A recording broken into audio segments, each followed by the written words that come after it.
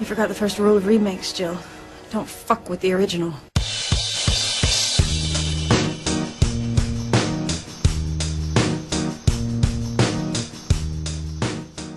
Hey everyone! Before Midnight is out in theaters, and you know what that means? Another edition of Don't F With The Originals. That's right! I'm Dimitri, editor-in-chief of Idiomatic.com and movie critic.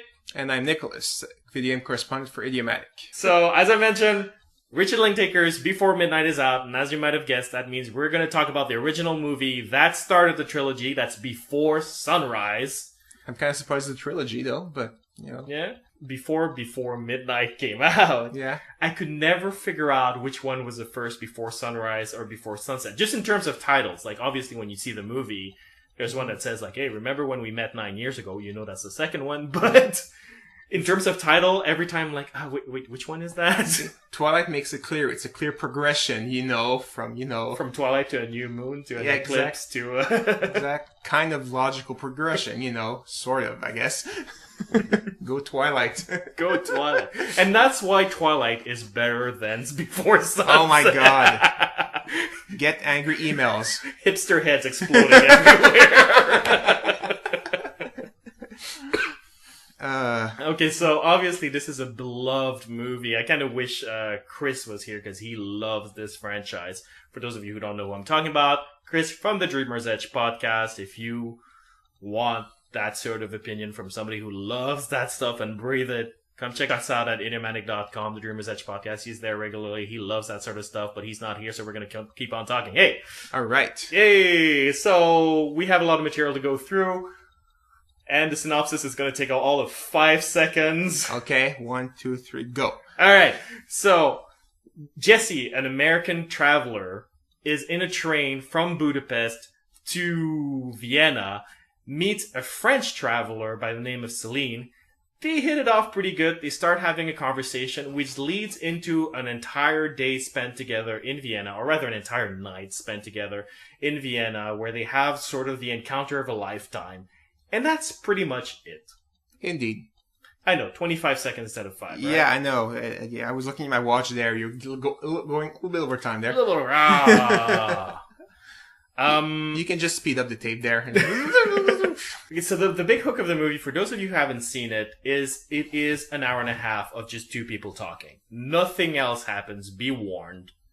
That's all it is. And whether or not you're into the conversation is the big key here.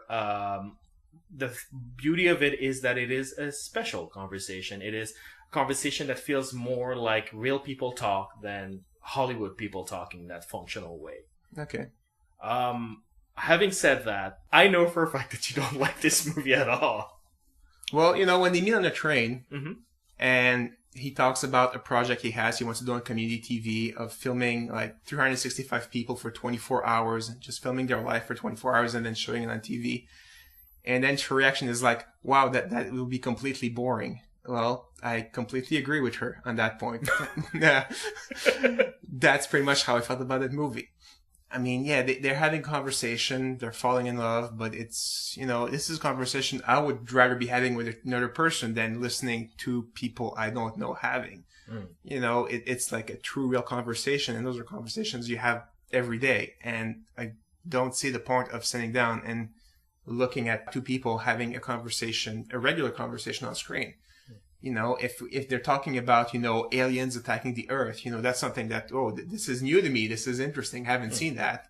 I would totally be into that. But them, I'm falling in love with you. Oh, that's great. I'm falling in love with you too. Well, they never say that, though. No, I know, but it's a bit smarter than that. Yes, it is. I'll grant you that it is a lot smarter, but, I'm paraphrasing because, it's not, it wasn't thrilling for me. It was just, okay, they're going to the next place. What are they going to talk about now? Okay, next place. I will give that to the movie, though. Vienna is beautiful. It's gorgeously shot, isn't it? Yes. That it makes me want to go and visit the city. So, I don't know if, it was actually shot in Vienna, or if it was shot to make it look like it was in Vienna. No, it was shot on location. Okay. But, I want to go see the city. So, city of Vienna, job well done, making me want to visit you. But besides that, I mean, I was just looking forward to the next set. Where are they going to be? And when they were in a bar or a cafe, you're kind of disappointed because, you're not showing me anything. Now you're showing me the inside of a cafe. Boring. It's also the crappiest bar. Like the club they end up playing pinball in, for example. Yeah. Yeah, man, that looks like a dive. Yeah, yes it does. And it had a cover fee, didn't it? Yeah, it did, yeah. And it was empty inside. You're like, what was the line outside for it to be empty inside? And it's like, No, I think they were just smoking and having drinks outside. Oh, okay. Like, and I don't think they were in line. Okay. Because if they were, they totally cut into the line. He's American. He can do whatever he wants. Okay. But yeah, it was like, I guess it was empty because there was a cover charge. Yeah, it was really a dump. And when he goes to buy, he doesn't buy a bottle of wine. He kind of barters some wine to another bar. It's like, it has those neons on the side there. It really doesn't look like traditional Vienna, what you expect of beautiful old Vienna. It's like, yeah, this is also kind of a dump here. But at the same time, I think it adds to the charm. Like, it's not a travel guide movie. It doesn't show you the big monuments and the big... It shows you Vienna as you probably would experience it if you actually go there for real, Yeah. you know? And that's what I like about traveling, you know, just go to a city and just walk around and try not to get lost. Yeah. Which they didn't seem to care about. So, you know? Well, no, they're in love and they're having that connection moment. They can walk around, especially since they're just killing time, especially. Yeah, that's true. Because all she needs to do is get back on her train, and they know where the train station is. Hopefully. And all he needs to do is get onto a bus to the airport, so not exactly complicated. Yeah, that's true. So obviously I like the movie more than you did. That's an understatement. I think for me, what really works is, I guess I should start by saying that I'm not surprised you don't like the movie. Given all that I know about you, we've been doing this for a couple of episodes now, so maybe some of our listeners may have figured out that you like escapist entertainment more. You like a movie to transport you into a different place as opposed to the movie presenting a recognizable universe to which you can relate. Yeah. I'm actually kind of the opposite. I don't mind being transported to another world, but I sort of like to have an anchor where I can still find the thing relatable, which is probably why I disconnect from movies like Lord of the Rings, where it's like, yeah, dragons, sorcerers, whatever. Yes, yeah. I guess being so used to video games as well, where it's like every time a whole new world, you know, because it's very hard to make Earth recognizable, especially in the early times, you know, early video games. You know, this is New York. Oh yeah, I can see the three sprites that make the Statue of Liberty. Good job making it New York. No, okay, they create all new worlds because it's a lot easier. So I'm guessing that's why probably I like those escape things where, you know, no, create something for me and I'll enjoy it, you know. Yeah, and it's also the spectacle aspect. Because when I say Lord of the Rings, it's not like it's not that I disconnect because there's a dragon in it. I disconnect because none of the characters feel particularly human to me, really. They're just sort of archetypes. And that's sort of what it does. Like, I don't blame Lord of the Rings for doing that because J.R.R. Tolkien, is sort of one of the first to expose that to such a degree in creating such a consistent universe. Okay. So the archetypes become very useful in doing that because you don't have to sort of give tons and tons and tons of background. You can just sort of like, he's a sorcerer and he's a good guy, or he's an innocent guy. He's a guy in search of adventure. He's a guy with a guilt complex. So that you don't spend too much time on trying to figure out who this person is and more time on understanding the consistency of the universe. Yeah. But that's exactly where I stopped caring, unfortunately. So a movie like Lord of the Rings becomes far less efficient to me than a movie like Before Sunrise. And you thought for sure that I had completely digressed, but I was leading somewhere. No, I actually thought for sure you were going to say Before Sunset, which would have been funny. But okay. Their conversation feels very real to me. I've had some degree of similar conversations. Not to the degree they have. Like, I know a lot of people, we know a lot of people who have traveled and have opened up to a stranger in that exact way, because it's actually remarkably common in our generation, at least. Okay. Which makes sense. I mean, you travel, you're already in a different state of mind. Because, you know, if somebody approaches you and is like, let me share my soul with you when you're going to work, you'd be like, shut up, I'm going to work, you know? Whereas that's cold. But you would be like that because you're in a different state of mind. Whereas when you're traveling, it's like, hey, I got time to kill. Let me discover you, you know? It sounded super pervy the way I said it, but, you know. And the fact that it is the matter that expose how you fall in love in the space of one conversation rings very true to me. There's some really specific, interesting beats going on. the level of honesty with which they deal to me is very intriguing, because they start off, they meet and they have that sort of regular conversation, and right off the bat, he sort of takes her off guard, Jesse, that is, Yeah. by having this sort of pseudo-intellectual conversation where he's like, it feels like he's sharing an intimate part of him by going like, oh, you know, I'm having these weird thoughts in the train, like this show that you're talking about, which I agree with you, sounds like a terrible idea for a show. But then again, that's the point. He's sort of a hipster douche. Like, although we do have Big Brother now, which is that for you can watch on the web. So I guess we're completely wrong. that's a good point. So while they were precursors of the reality show, oh my god. Well, he was. Jesse invented the reality show. That's what happened. Wow. But, you know, it sounds like a deep thought, but it's not. Like, you know what I mean? Like, you can almost imagine him saying that same shit to every girl he meets. Yeah. That's his defense, sort of. I'm trying to seduce you, and I'm trying to hint at intimacy, even though I'm not really giving you anything. It becomes clearer when they're on the bus while they're in Vienna, and he asks her, like, hey, let's play Q&A. You have to answer the truth. You have to answer the truth. He asks a question. She reveals very intimate details about her youth. She asks a question to him, and he turns it into a big joke and never actually answers the question. Yeah.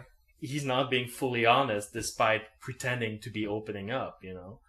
And that's true of a first date. Like, that is true. And I think it's very cleverly written in the way that the director sort of, the writer-director, I should say, analyzes what that type of conversation is in real life and sort of transports it to the screen, having sort of dissected every beat of such an encounter. Okay. And as the night progresses, I'm guessing, you know, the date become, it's like, is it more like the date progresses, or is it like more and more dates because they're spending so much time together?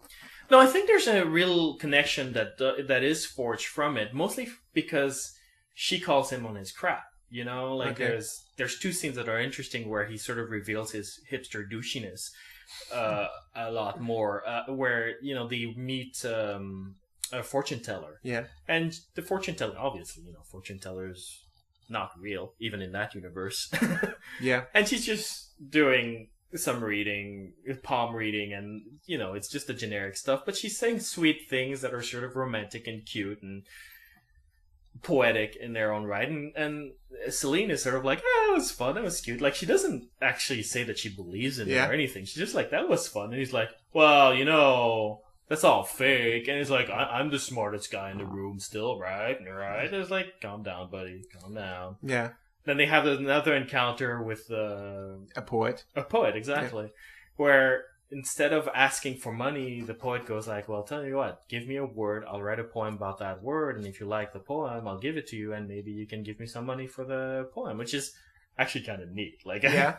If you're going to ask for money on the street, I think you should do stuff like that. That's pretty cool. That's pretty hard to do, though. He must be a pretty good poet. Yeah. I could maybe do a haiku in that time, but, you know. I tried to do a haiku with milkshake, but...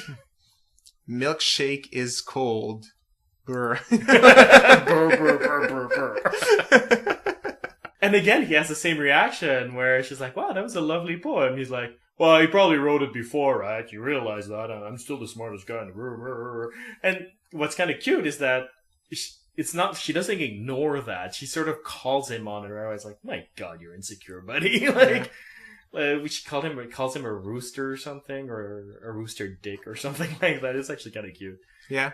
And so that forces sort of intimacy because he can't rely on his usual tricks because she's perceptive enough to sort of call him on it.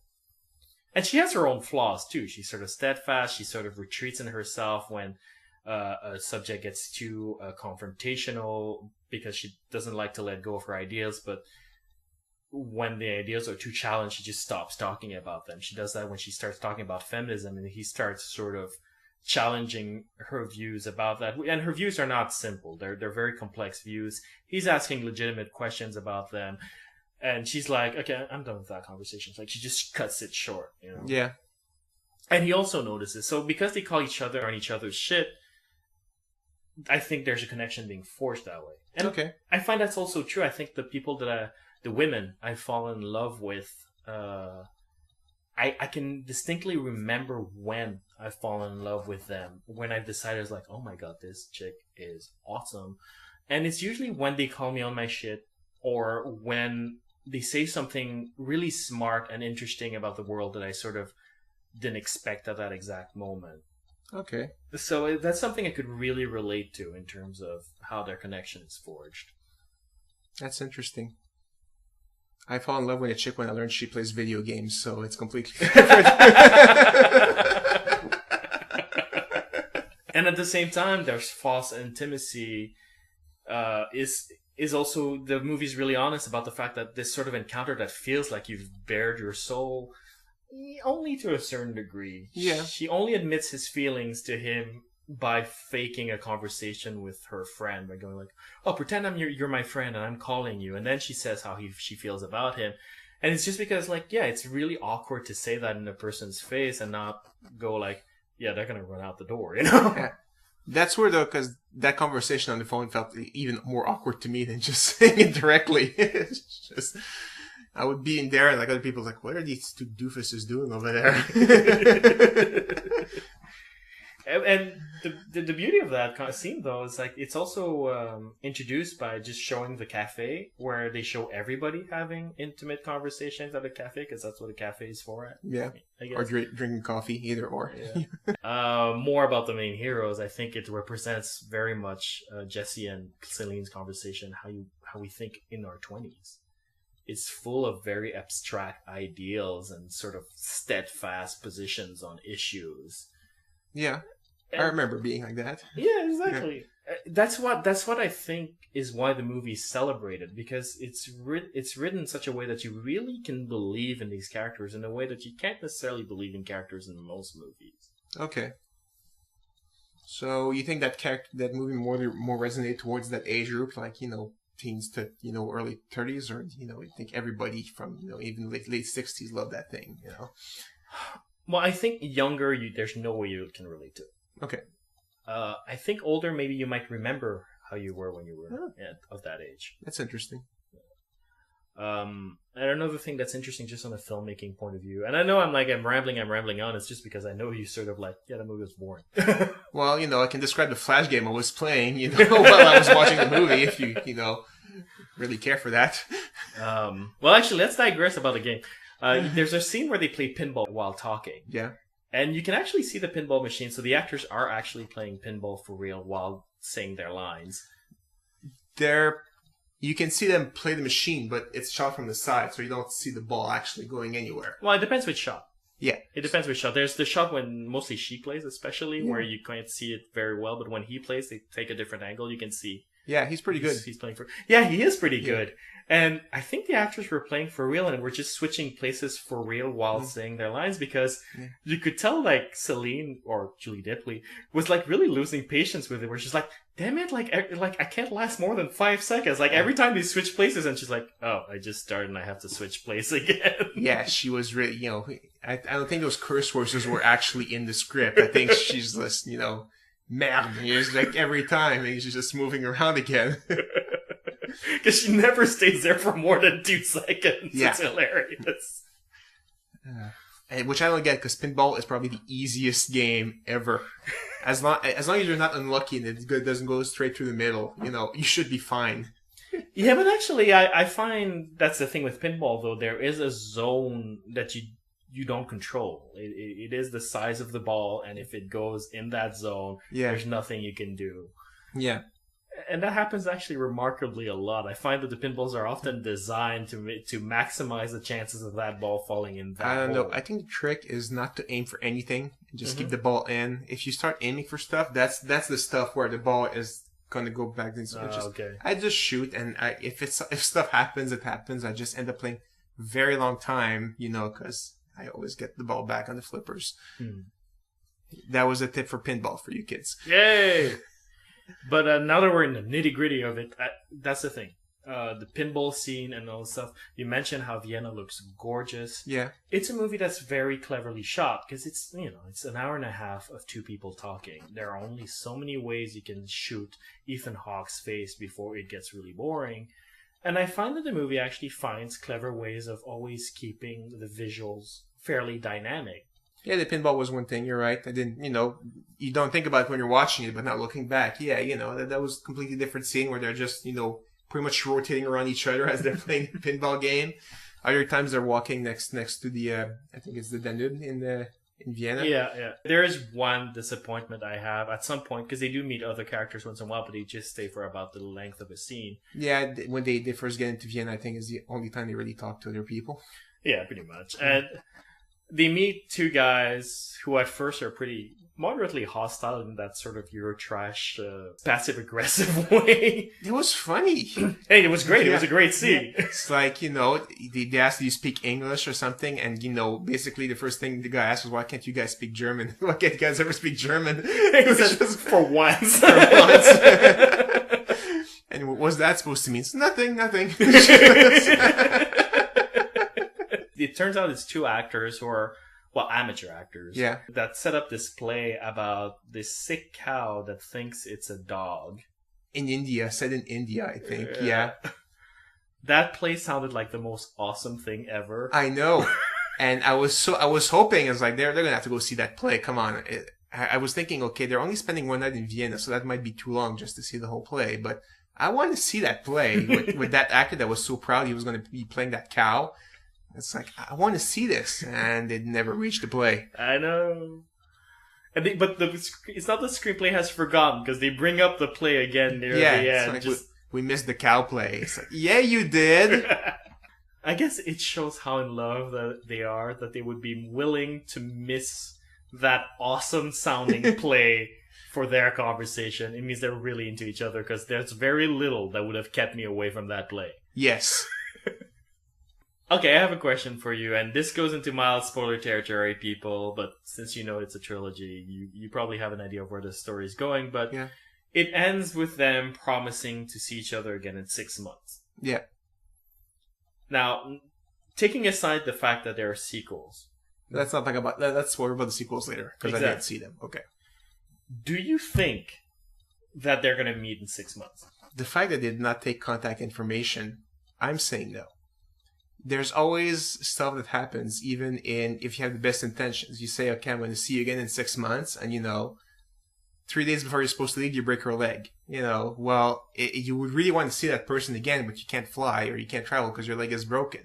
Well, then you just lost your opportunity. That's why you grab a phone number. Even if you say, give me your phone number, and I'm not going to call you. I'm only going to call you if there's something happens and I can't make it. At least do that. But no, they're like, let's meet on that day at this time, and then bye-bye. It's like, yeah, I don't think they have any intention, one or the other, of showing up. I tend to agree for slightly different reasons, but you bring up a good point, though.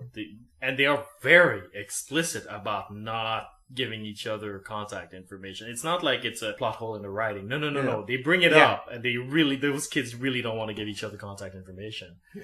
And for me, it's more that they've romanticized their little day together to such a point that I think it would be intimidating to come back to it. You'd be afraid of it being disappointing or blah, blah, blah. Or you'd just be afraid of looking like a jerk if the other doesn't show up again. I think...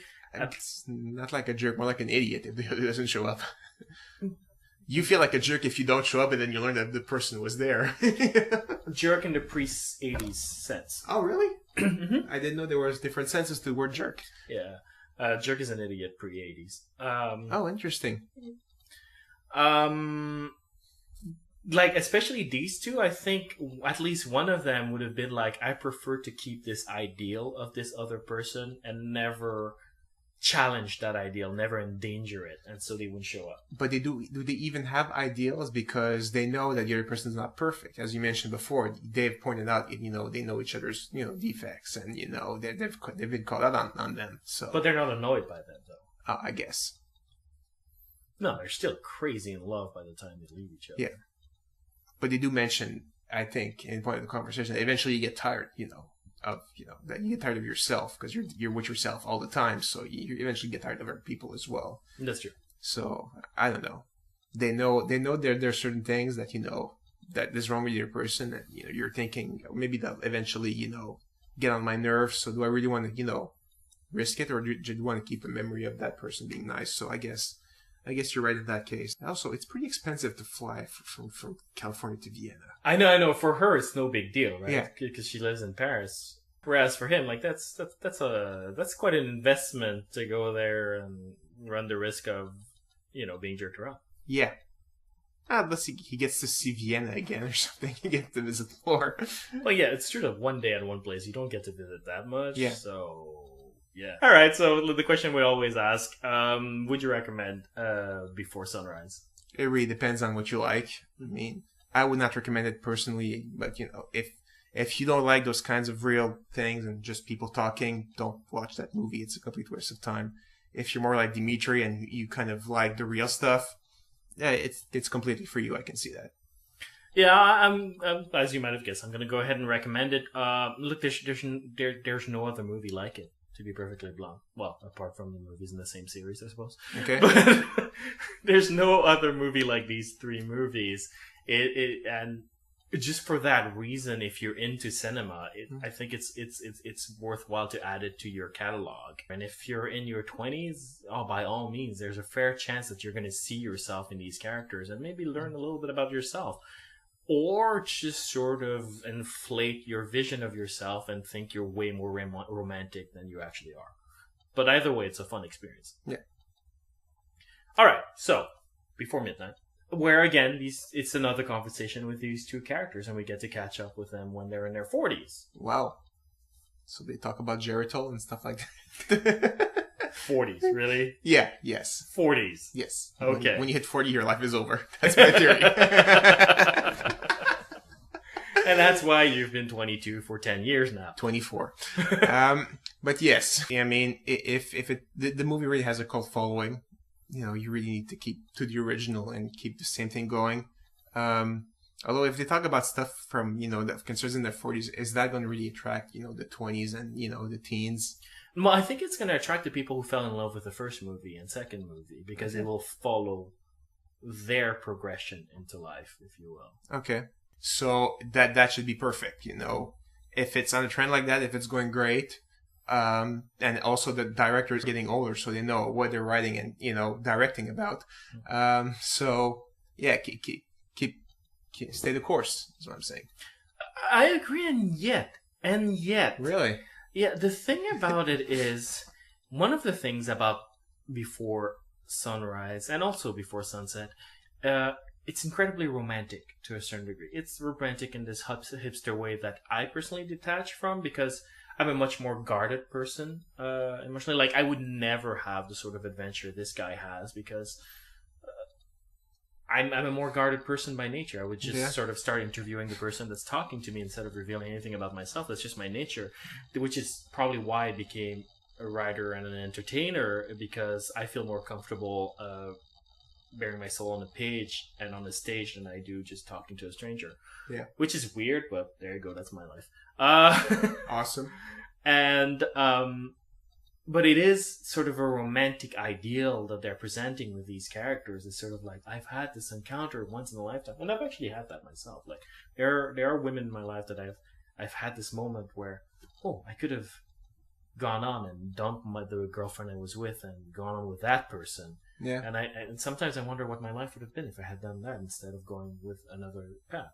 Okay. And you tend to romanticize that aspect of your life. Like, it's like, I wonder if I had gone with that girl, it would have been something. Or maybe not, I don't know. But I hold a dear memory of that. And that's how we feel about these characters. They have that dear memory. And, it ends on an ambiguous fashion for a reason, right? Because you want to keep that hope alive, but never spoil that dream, if you will. Yeah. What if, we see these characters once too many, and they lose their magic, they lose their mystique? They'll still be interesting as characters, but their love will no longer be something we root for, because we've seen them once too many. I don't know. You think once per 10 years is too often, though? I mean... Well, here's the thing. Without going into spoilers, yeah. There's two ways that this could play out. Either they've hooked up the second time around. Yeah. In which case, when we meet them the third time around, they will have a relationship, and therefore we'll have to talk about their relationship, the problems they might have had in their relationship. Because if it's a perfect relationship, it's not true. If it's an imperfect relationship, it loses a bit of its romance. Okay. Or alternatively, they didn't hook up the second time around and they get a third chance. And at that point, you're like, well, get your crap together, you losers. And I don't root for them either. Okay. So there is that danger of losing that romantic element. Well, what if they hooked up with other people, though, and then the relationship's not going back, and then they meet like that, or but something? but if we were back to scenario B, where they've had that continuous chance to hook up, and they don't do it. And I'm one of those people, like, when I watch a TV show and they have the will they, won't they plot line. Yeah, after a while, I'm like, oh, look, you had your chances like 17 times at this point. I'm no longer rooting for your couple. Like, I don't care if you will or won't, Okay. So machine guns it is for you then? What I'm saying is that it's quite possible that it'll just become an interesting character study and representation of generational differences. Okay. But it will no longer be a love affair that we can romanticize as viewers. All right. I can see your point. So that was my overly complicated thought on the matter. It's a good thought. I stuff I didn't think about. I just, I figured, you keep the same recipe and it should be good, but you do make a good argument. On that note, I guess. Yeah. If you want to share with us your thoughts on Before Sunrise, you can write us at mail@idiomatic.com or post a comment at idiomatic.com.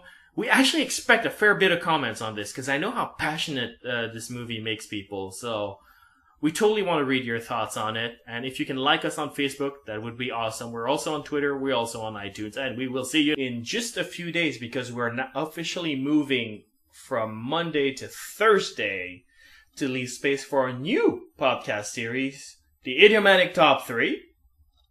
Giggity.